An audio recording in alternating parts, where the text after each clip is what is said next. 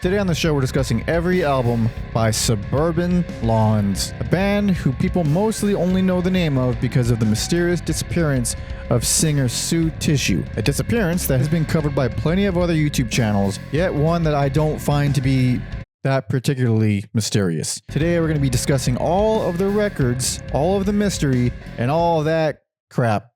Yeah.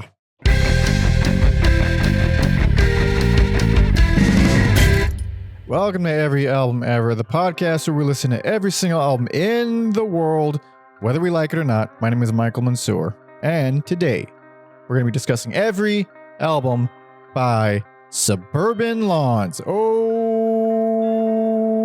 yes. This is requested on Patreon by Jarrett, our longtime buddy Jarrett, so thank you so much for supporting and helping and making me, helping me survive, or whatever the hell I'm talking about.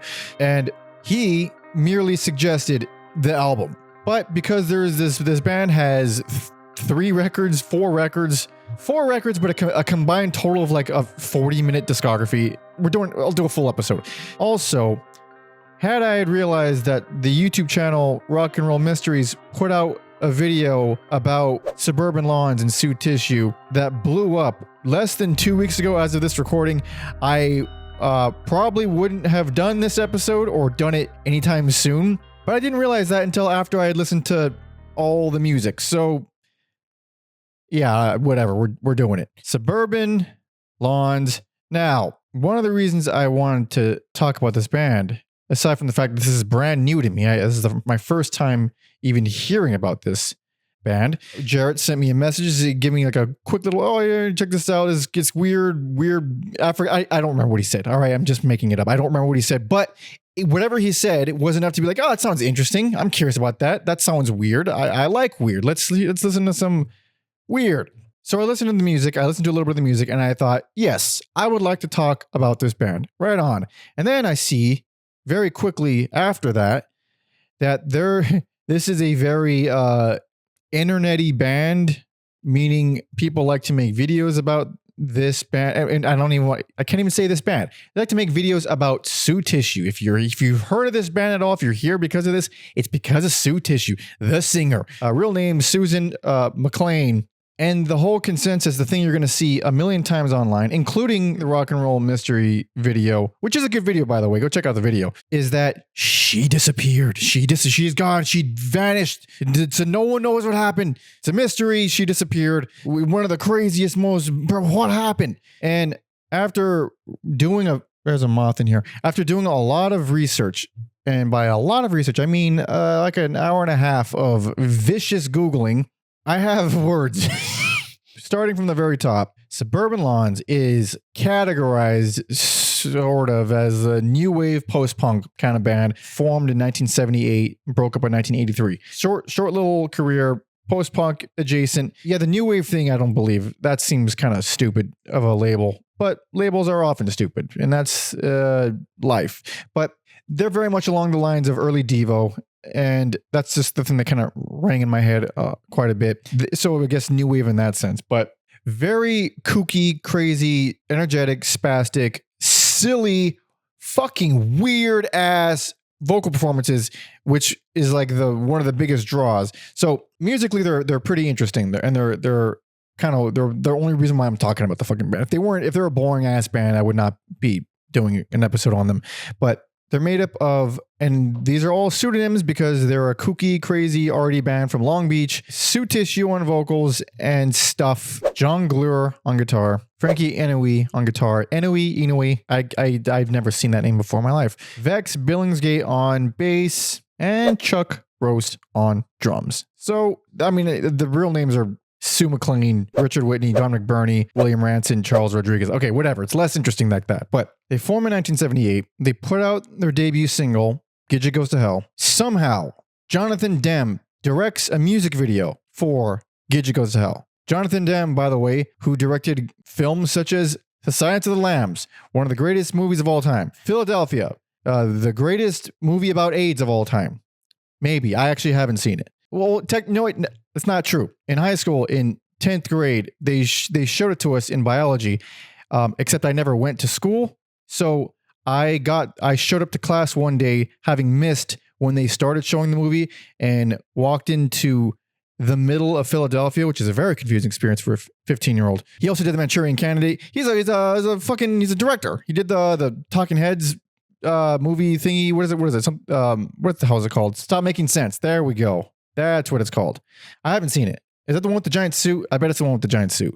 Anyway, this guy, Jonathan Demme, makes a music video for Gidget Goes to Hell. That video gets shown on Saturday Night Live for some reason. From then on, the band becomes known and so on and so forth. So that's kind of like the origin. Random ass sequence of events.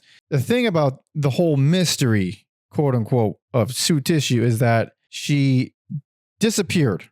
Okay? She disappeared. She was with this band. She put out a few records with this band. The band broke up. She moves on, goes to Berkeley, studies music, puts out one solo record that I will also talk about. It's fucking weird. And then nothing. Radio silence forever and ever and ever.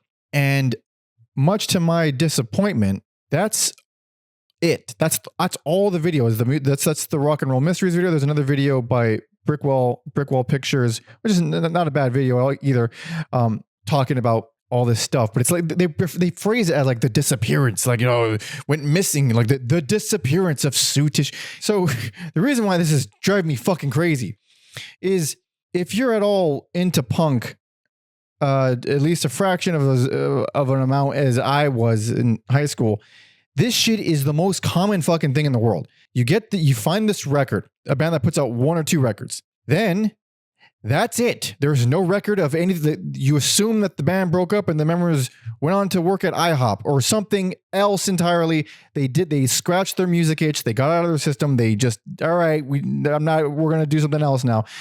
And then that's it. And no one cares. So why the fuck is like this giant true crime mystery of where is this girl? She stopped making music. That's the mystery. And honestly, we know what this is. Let's just call it what it is. This is creeps with boners. These are some creeps that are horned up over her. I'm because the level at which this goes into stalking territory. The legend of Su Tissue gets built up. People start fucking Redditing about it and posting the little theories, rumors, and all this shit, which there's plenty of that kind of crap in the music world for sure. But then some guy, because it was a guy, really, really gets into like tracking her down and trying to find her. Supposedly this dude found her and then said, yeah, don't look for her. She doesn't want to be found. You don't say that the girl who quit music and just disappeared from that sphere of media was probably not interested in getting tracked down by some fucking weirdo 30, 40 years later. I don't know anything about this guy, but I bet he really likes anime. That's creepy shit. That's creepy shit. Because there are so many bands I could think of, like De Crippos from fucking Amsterdam. Maybe it was just the Netherlands. I don't know exactly what city. De Crippos from Netherlands. Coro from Kansas. I forgot what the fuck they were. So I'm just naming random punk bands where they put out one record that I love, that had a huge impact on me. And then that's just a mystery. Who knows what the hell happened to the members? But it's not this crazy thing. It's because they're fucking horny. They like her. That's the only reason. I swear. It has to be. Because it's not that interesting.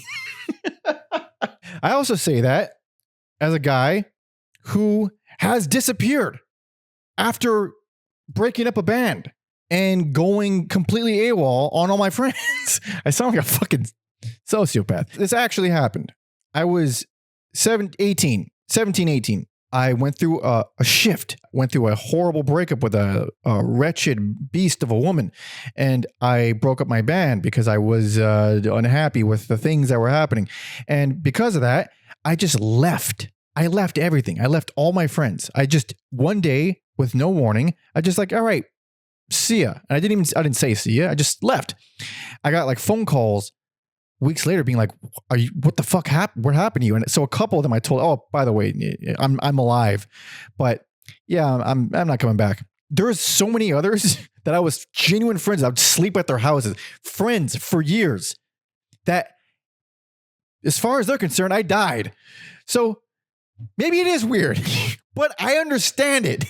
So fucking, it's not a mystery. She just fucking went off the grid because she had her fill with music, and then that's that.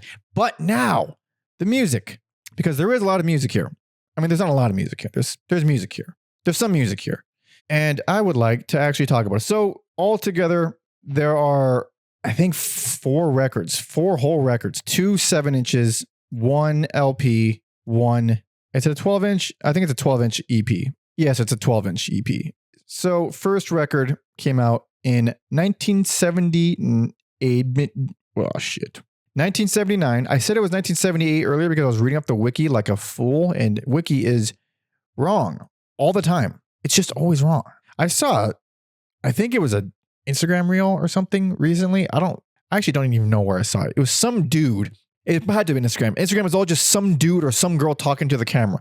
Kind of like what I'm doing now, but less, I don't know, pretty looking. I hope this is pretty looking. I think it looks pretty. It was some guy saying he was shitting on the people who shit on Wikipedia, saying like, oh, you know how hard it is to, it's super fact check. You can't make any. They correct it so quick. No, they don't.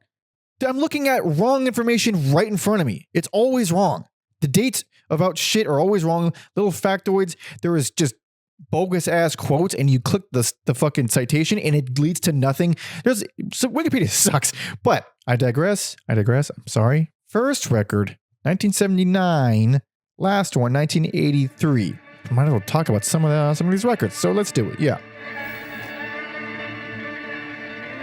Gidget Goes to Hell from 1979. Now, this EP is fun. And a little fun fact here is Frank Zappa quoted this as being one of his favorite punk records. I never read many interviews of Frank Zappa. I don't know actually what punk he likes at all. I never even thought about Frank Zappa and punk in the same sentence, even though he's arguably extremely punk rock from the stuff that he did in the 60s with the Mothers. Pretty badass stuff, but whatever. He likes it. I like it too. I think it's good. It's just two songs. It's a fucking 7-inch. So early on, you already hear the wackiness of the vocals, and some of the wackiness is weird and downright disconcerting. I like the vocals. I love Su's vocals. I think they're great. I think they're fucking goofy as shit, but I find them very entertaining. And the music is very poppy, it's very snappy, but they have this weird undertone to them. It's clearly goofy and silly and very energetic and bouncy on the surface, but there's some fuckery in there. And I can't really put my finger on what it is. It's a little weird undertones. I feel how weird she is. I mean, Jesus Christ, look at her. I'm glad she disappeared. It looks like she's about to shoot up a school. And she sounds like that. And so here's another thing.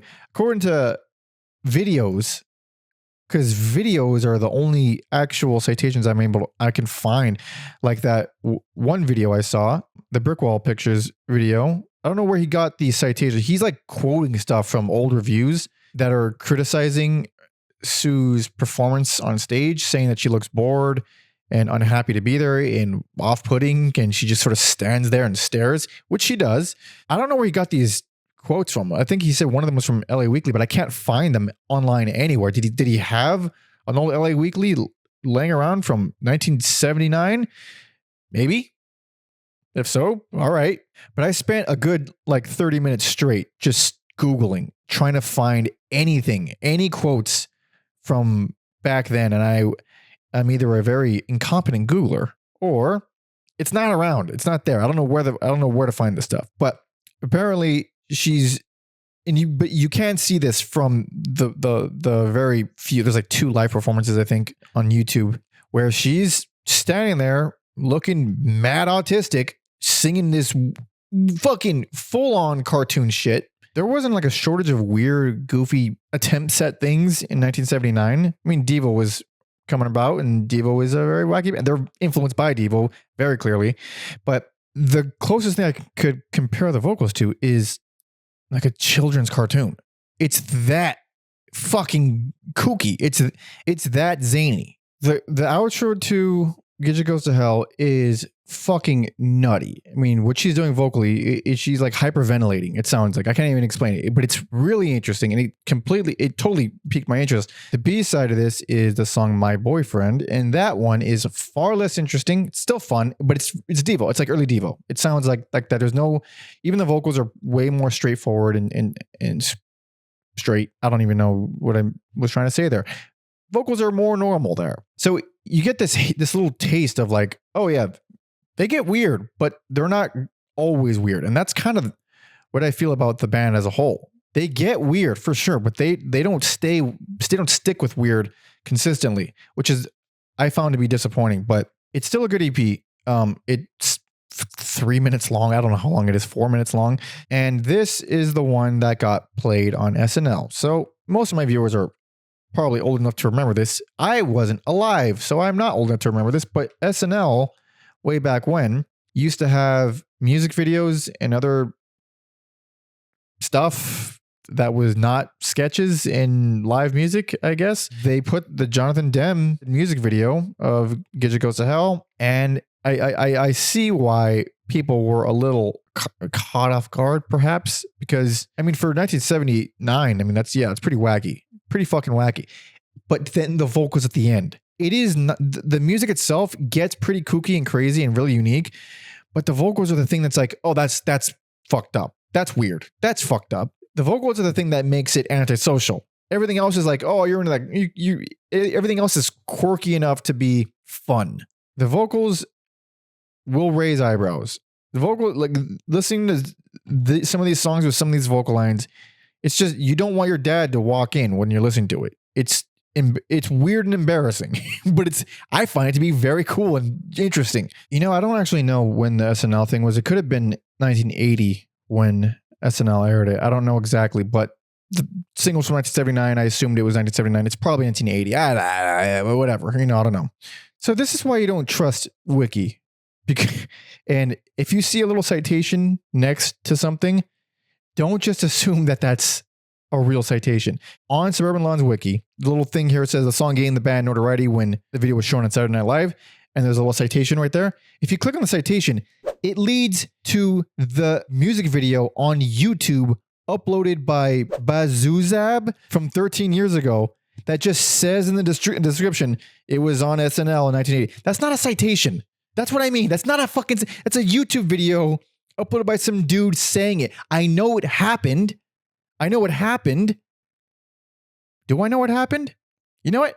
I don't even know what happened. I've read that it happened, but these are some bunk ass citations. And here's an interesting quote from this interview taken from 2015 by Steve Elliott of Something Else. Elliott asked drummer Chuck Roast, guitarist Frankie Inouye, and producer E.J. Emmons, after all these years, do you think that we'll ever see your fantastic debut 7-inch, the non-album 1979 single, Gidget Goes to Hell? And Frankie said, yes, we are working on that, but it is a little complicated. E.J. Emmons then says, there still exists an animus from the Koner camp, as I understand it.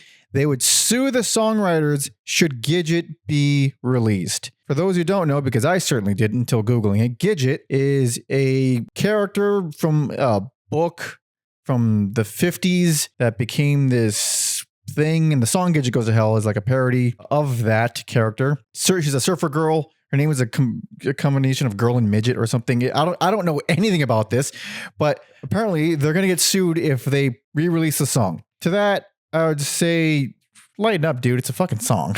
After this EP, they go into the next one from 1980, actually, the Janitor 7-inch. And I wasn't originally going to talk about this one, but I might as well, because Janitor is their most famous song by far. At first, I didn't know why, because it's just the main one people talk about. There's the most videos on it. In interviews, at least one interview I read, the guy would explicitly said that's his favorite song from them. Janitor is a good song. It is a very good song. It is a fucking stupid ass song.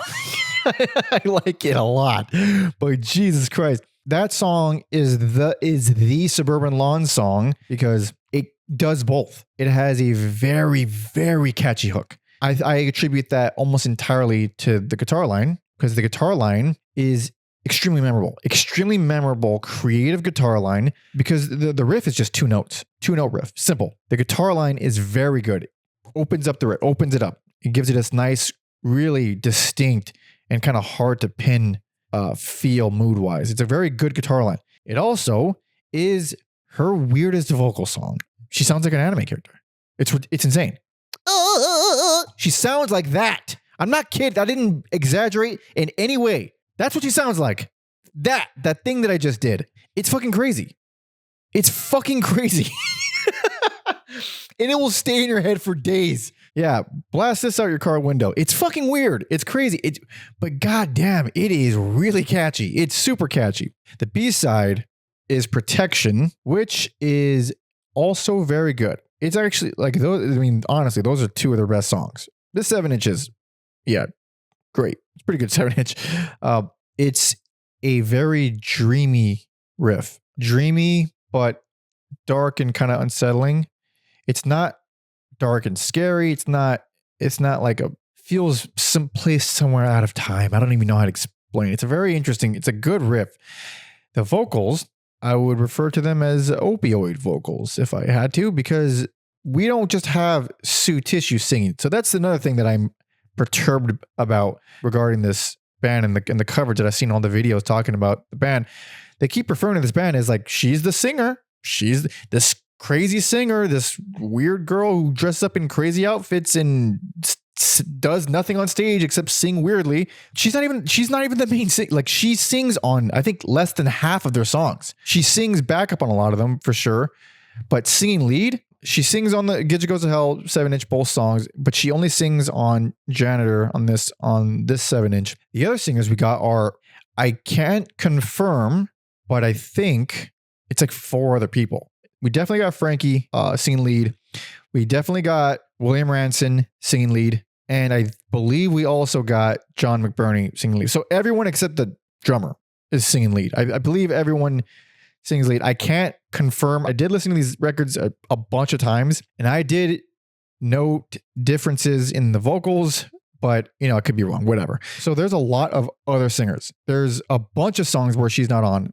And it's another thing where I feel it's super horny, is that she's like a member of the band. She's like, it's not even her band. She's a member of the band, and you guys are fucking losing your shit. Like, where did she go? She's not even like the only, like, it's a whole band. She's one small part of it, arguably.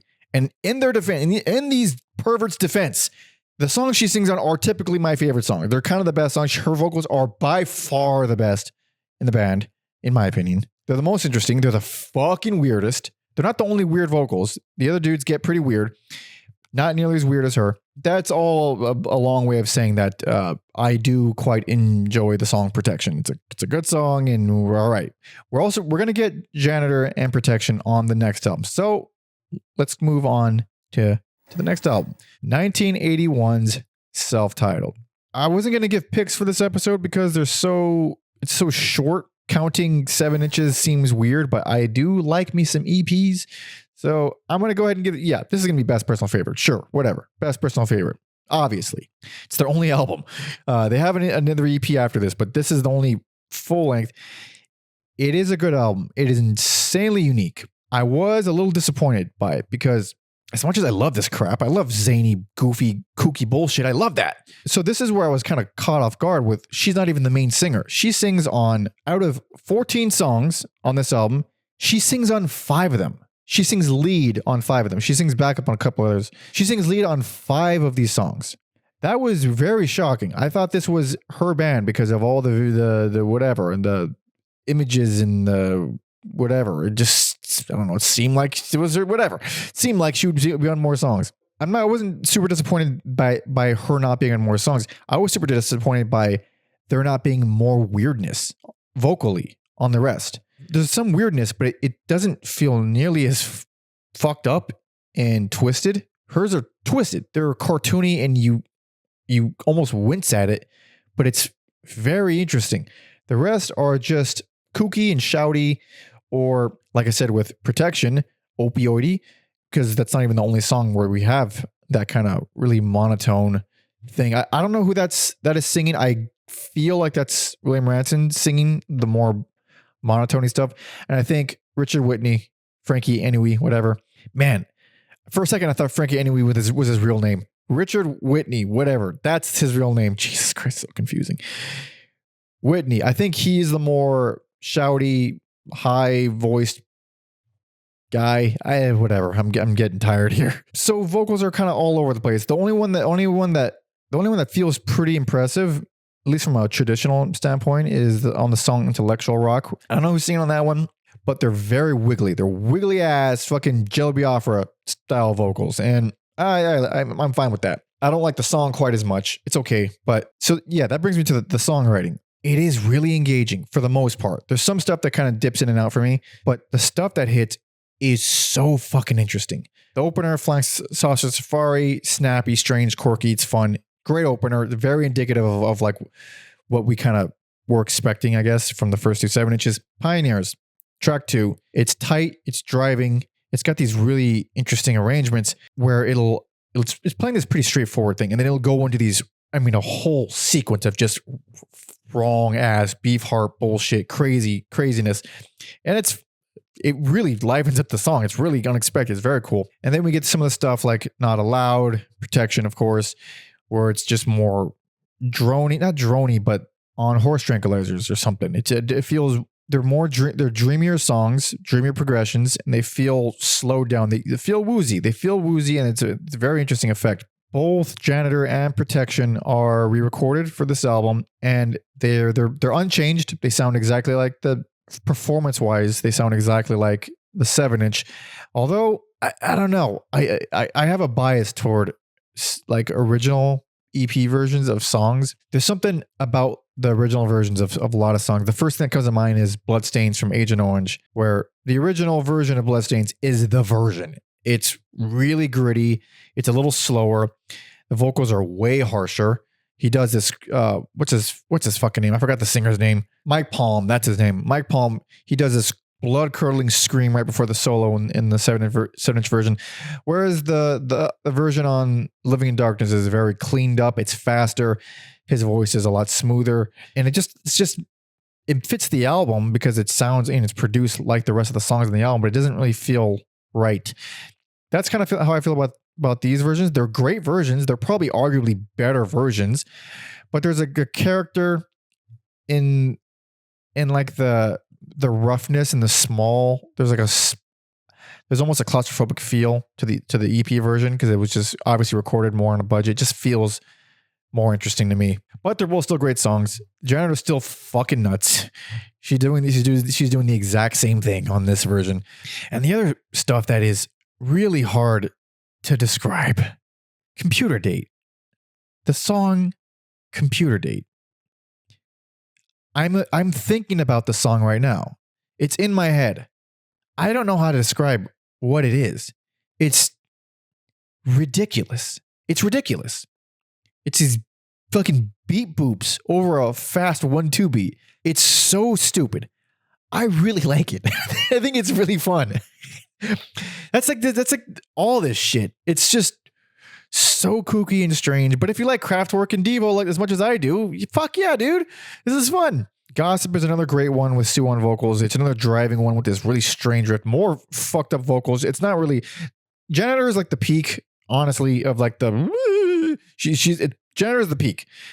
Everything else is fucked up in a different way. She does this also. She also does this really monotone thing, almost singing thing, kind of thing where, yeah, it feels like it feels wrong. It feels uncomfortable. It feels kind of creepy. If all those quotes about reviewers and critics being off-put by her live, I can see why. This shit sounds off-putting. But I find that to be really one of the more unique things about it, because as zany and crazy and fun as these songs are, I've heard zany, crazy songs before. I've heard Devo. I've heard Ecstasy. I was trying to think of a third one, and my brain just blew a screen of death on me. But yeah, I've heard kooky stuff. I've heard wild stuff. I've heard crazy stuff. I enjoy it all the same, but the vocals don't fit so not. The vocals don't fit so much That's actually the thing that I find to be the most engaging about this album. And then her most straightforward performance, I think, is on Unable. It's like a meaner track with galloping guitar. It's got this attitude to it. She's like singing like a regular ass punk singer there, which is odd in the context of this album. Yeah, even though this is clear, I mean, obviously the best for sure of this band, but I don't love it. You know, I don't love Mom and Dad and God so much. It's got too many ska moments for me.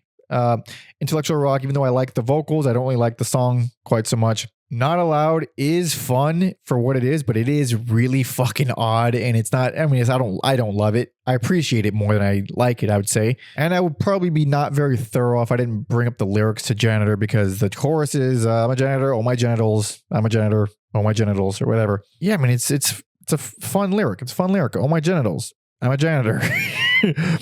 That's a thing where mysteries are fun, dude. Man, my voice cracked something fierce right there. Mysteries are fun. Mysteries make everything better. If we didn't know why the fuck she was singing "Oh My Genitals, I'm a Janitor," that's great. That's funny. That's confusing. What the fuck is that? That's weird. All right. But the story behind it is like they overheard a conversation.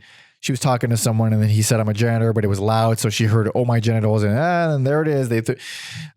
I find the lyric to be 1,000 times more interesting than the backstory, but it is a good lyric and it is a good song. Yeah, it's a good album. It's a really unique album. The vocals weren't as consistently nuts as I was hoping, but when they are, they're great. Nothing sounds like this, so I do appreciate it quite a bit. Moving on to the last one, Baby from 1983.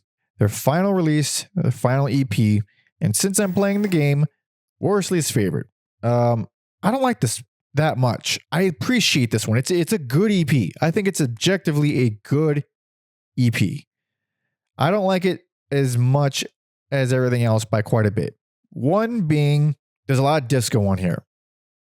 This is where I start to see the new waviness making sense. Them being called new wave. Because out of all these 5 tracks, I think all of them except one I'm forgetting have the disco beat. You know the disco beat with the hi-hat and the fucking thing. Yeah. It's all way slower. It's more dancey. It's jammy. It's loose. There are good songs on here, but they don't have nearly as much insanity. There are still some good vocal moments, especially like on Flavor Crystals. There's some good ass vocal moments there. It's definitely a completely different style of band. Completely different style of song. Completely different. It feels like a completely different writing style. The things I actually like here, I mean, the Closer Cowboy is the only song I think I actually like. Not only are the vocals interesting, the drums are very tribally. The song, it's very difficult to place emotionally. It's kind of hard to tell what you're feeling from it, what I'm feeling from it. It's an ambiguous song.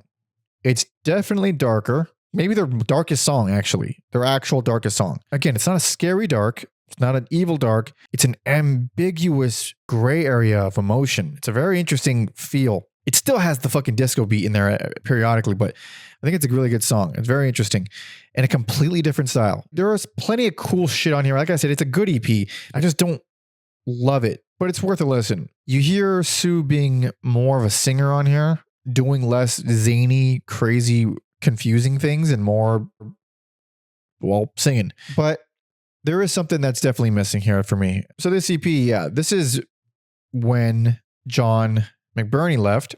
He left the band. I believe this was supposed to be their second LP, and then he left the band. So they kind of condensed things and they wrote these songs. I wonder how much of an influence he had on the writing, because this feels way different. According to Frankie, oh my God, man, I'm getting so confused. Frankie is Richard. Richard is Frankie. Frankie is Richard. Richard says, John is one of the kindest and most patient people I've ever met. He ended up smack dab in the middle of a lot of business versus art disputes and other disputes among factions in the band. As a kind of de facto mediator, I think it wore him out. Drummer Chuck Roast, or Charles Rodriguez, says, like any relationship, being in a band has its good days and its bad days, internal strife, different ideas, and being together for so long. Before the band, John, Billy, and I jammed in high school. I've known these guys for a long time. When you work so hard and put everything you have into something and see it disintegrate before your eyes, it is a bit of a bummer. It was a shocker when John departed. He's such a great guitar player. He couldn't be replaced. We did have auditions and did get a new player, did a few shows. The band dynamic had changed. It ran its course. That led to this EP and it being an EP and not an LP, and led to the, I guess, breakup of the band, actually. After this is where things get scattered and where the mysteries unfold, or whatever the fuck people make videos about. I'm not shitting on their videos. Those are actually good videos. I recommend you go watch those videos. I just don't find it to be that mysterious. So what happens with these guys? They go on to form other bands, as many do. Su goes to Berkeley, like I mentioned at the top, studies music, and then puts out this solo record, Salon De Musique, in 1984. And it is weird. It's nothing like Suburban Lawns. It's like chamber music. I don't even know what chamber music is. I listen to chamber music and I don't know what it is. It's pianos and shit. I fucking suck. It's atmospheric piano stuff with like bass in there and just like other textures in there. Mostly instrumental. It's very rhythmic. It's a 30-minute album, 34-minute album, 3 songs. There's Second Movement, Train Station, and the title track. And at first I'm listening to this thinking like, oh, this is actually kind of interesting. It's very musical. That's not really descriptive at all. There's tons of movement. There's a bunch of interconnected parts, and it's really repetitive. It's really repetitive. It goes fucking on for a while. This first track, the Second Movement track, the opener, whatever, it's going on, and I'm getting like this weird cursedness feeling from it. Like this feels kind of off-putting and really dark in a way, and it's really depressing. It's a really dark melody, and it's got movement to it. It's got like a groove to it, but it's so repetitive, and it keeps going and going. It goes for like 12 minutes, and it doesn't change it like at all, and it goes on and on. And I thought like, okay, this is really interesting. Like that's working. Whatever this is it's pretty unique and almost disturbing in a very hard to place kind of way. Second song comes on. It's the same shit. It's like it's a different song, but it's the same thing. It's dark, moody, groovy, hypnotic, repetitive shit. Goes on for another 12 minutes. Track 3 comes on, the title track. There's vocals now. She throws in vocal lines, but it's the same shit. It's dark, moody, groovy, repetitive as shit. Goes on for 11 minutes. So I won't be returning to that one. I appreciate the hell out of it. I'm glad it exists. It's kind of bizarre. If you take into account, oh, maybe this person put this album out and then disappeared, I guess that makes it a little bit more interesting. After all, I am a huge, huge fan of the one and only Mescal album. For those of you who don't know Mescal, good God almighty, look it up on YouTube right now and listen to fucking 30 seconds, please. We did a whole episode on it back with my former co-host Alex and my brother Robert. Little mysteries like that, I totally get it. You put out this crazy album, there's no explanation for it, and then the person disappears. That was the whole basis for that episode. I totally get that. I love that. Do I think it's worthy of true crime status, stalking, and documentaries? Not really. For Mescal, I would like to see that because I think that album is far more interesting and far weirder than anything here, but whatever. That's a topic for a different day. This album, while it has clear musical merit, at least from a performance standpoint, I was worn down by it. The first track, I will take the first track 100%. The rest of it, maybe not so much. But yeah, that's the end of the band. Well, that's not exactly it. She did one other thing.